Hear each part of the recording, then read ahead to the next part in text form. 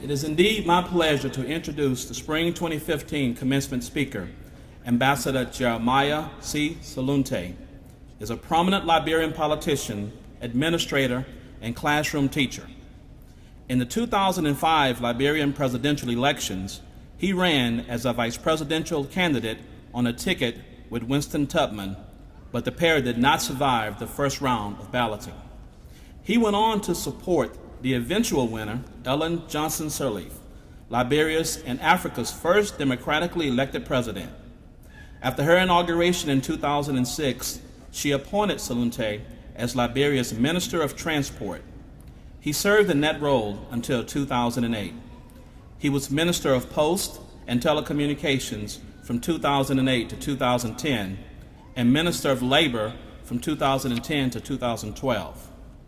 Salunte was broadly credited with beginning the reconstruction of Liberia's infrastructure after the successive civil wars that killed 250,000 people between 1989 and 2003. As labor minister, he championed law reform legislation intended to improve workplaces. As Minister of Transport, he saw to it that an elementary school and junior high school were built in his hometown of Bomu, so children would not have to walk 3 miles every morning, as he had done, to attend school in Buntua. In 2012, Sirleaf appointed Salunte as Ambassador Extraordinary and Plenipotentiary of the Republic of Liberia to the United States.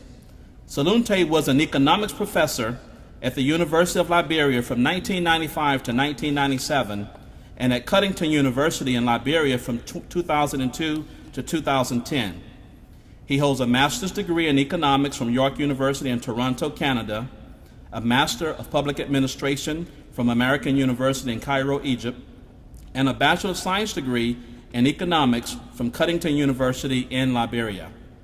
Salunte began his career as senior commercial aide at the Bong County Agriculture Department project in Bong County, Liberia in 1981. He was also project coordinator, Friends of Liberia, from 1995 to 1997, accounts service representative, Royal Bank of Canada from 1998 to 2000, financial aid advisor for York University, Canada from 2000 to 2002, and associate vice president for planning and development for Cuttington University from 2000 to 2005. The ambassador and his wife, Kebe Salunte, have 3 children. Please join me in giving a warm Raging Cajun welcome to our Spring 2015 commencement speaker, His Excellency Jeremiah C. Salunte, Liberian Ambassador to the United States.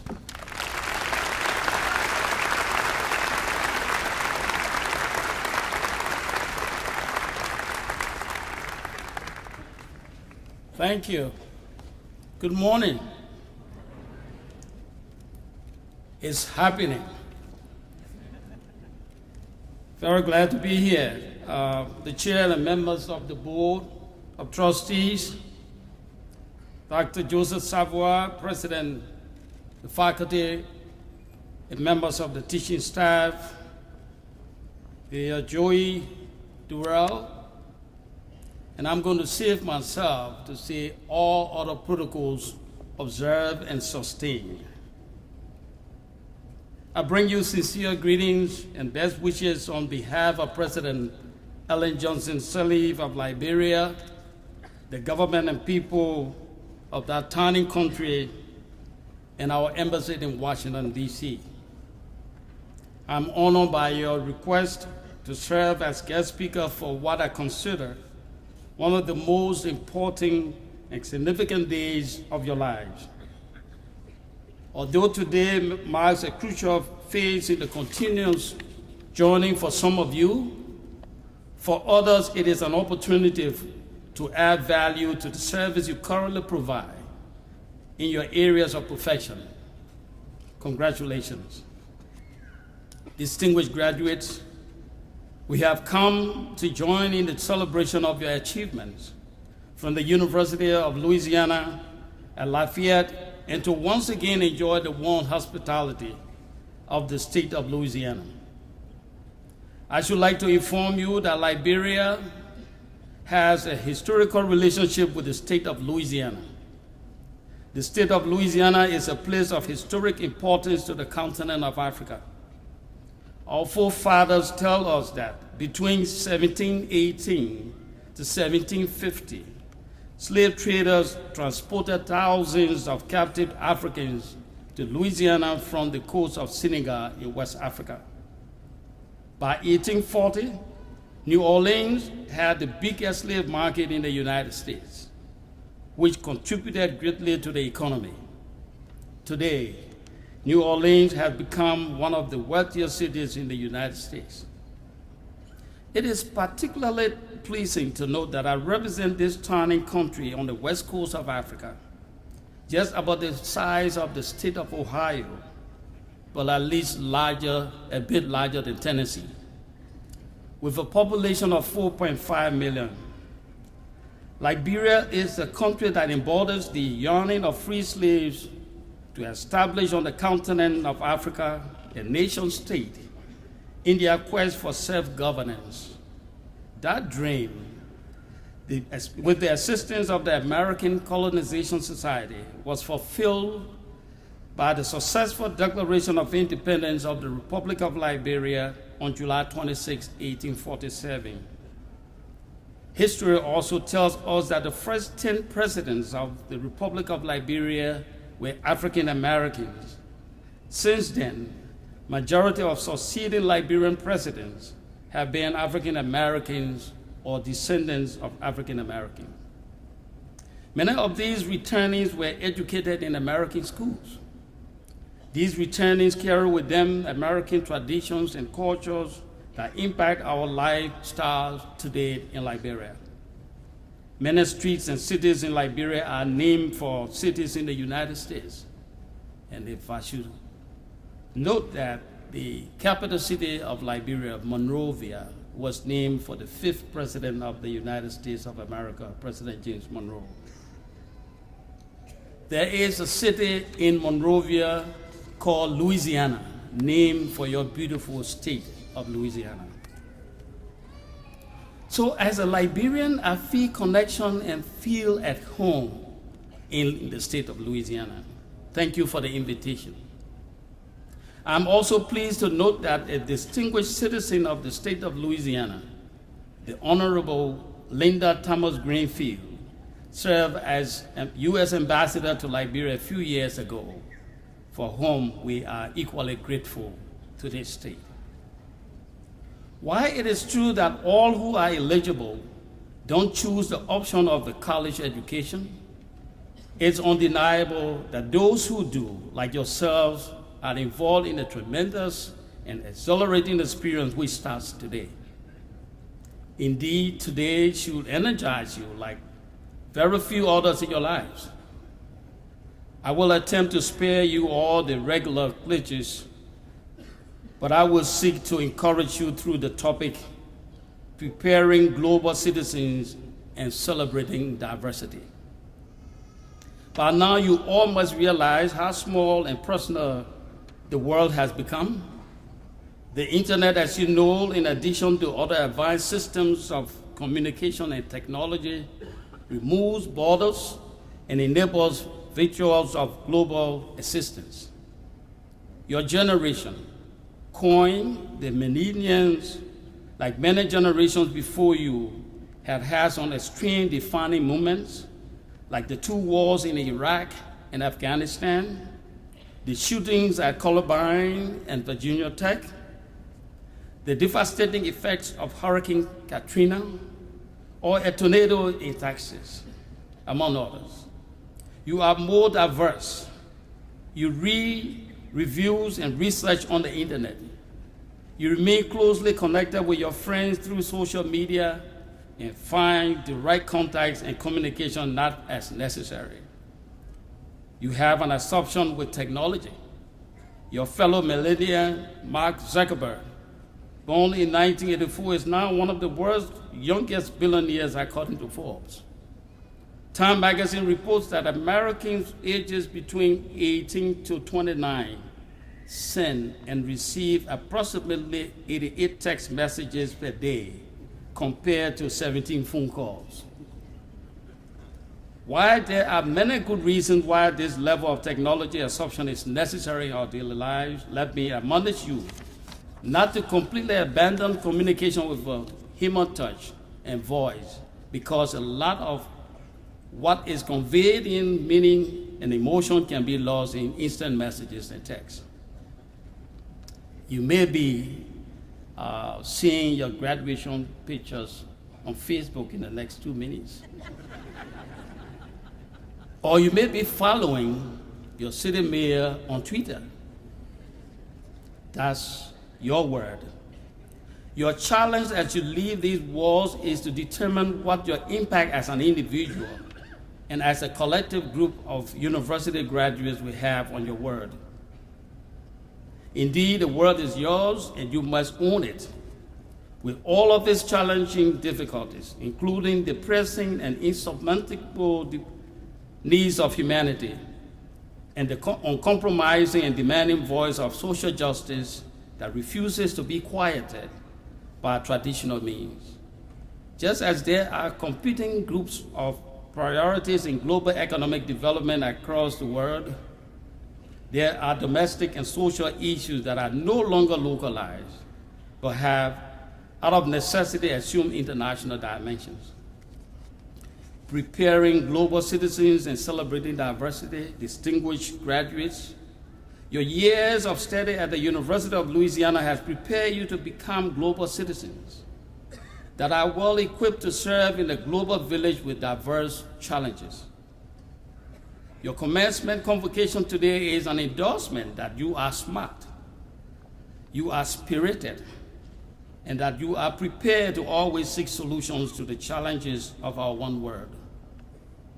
The United States is not the world. And as you graduate here in the United States, allow the world to feel your presence and the greatness of an American education.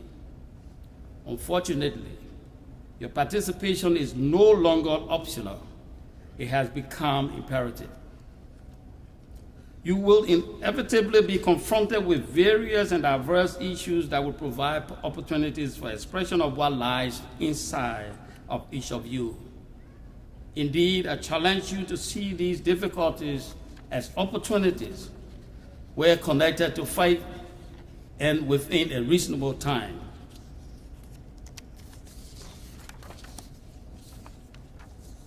Your challenge as you leave these walls is to determine what your impact as an individual and as a collective group of university student graduates will have on your world.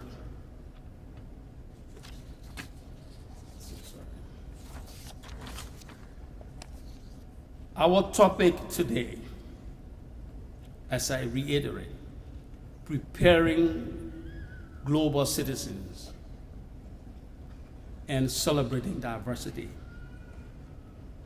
I believe strongly that the slave trade in the 1700s was intended not by accident, but to prepare people to return to Africa, to provide leadership, to become president, to become the carpenters, to become the engineers for that society. I believe our topic today is manifested by the work of the international community, the WHO, and all of the social works that are being done around the world in hotspots. Today, the Board of Trustees are endorsed the recommendations of the President and the faculty of the University of Louisiana to certificate you as ambassadors of the University of Louisiana. You have been given the requisite tools, the knowledge and skills that are not only necessary, but are sufficient to positively impact the world, whichever continent you will go. Make the best representation of your alma mater and America's dream to make the world a better place for all mankind. Distinguished invited guests, fellow academics, ladies and gentlemen, permit me to use this occasion to extend on behalf of the government and people of Liberia immense thanks and appreciation to the people of the United States and the international community for the tremendous support to the fight of the deadly Ebola virus disease that attacked West Africa, specifically Liberia, Sierra Leone, and Guinea. The outbreak of this deadly disease in March 2014 and the robust response of the world is an example of this global realization of which I speak. As a direct result of this, over 4,700 of our compatriots, including 92 healthcare workers, lost their lives while helping to save lives.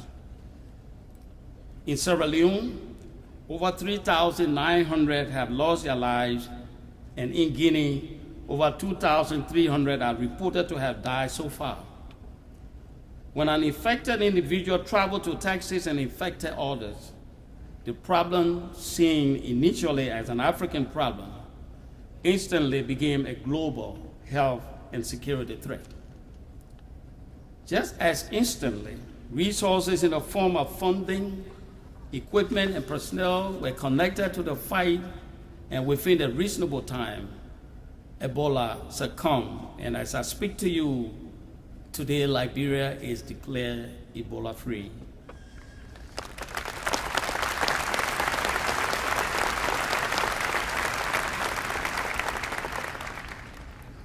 Preparing global citizens and celebrating diversity. The 2,800 military and medical personnel that the United States sent to Liberia were those global citizens we talk about. In diverse and challenging world, where even the medical doctors and nurses were dying, where we were caught with our pens down and did not know how to diagnose what was going on.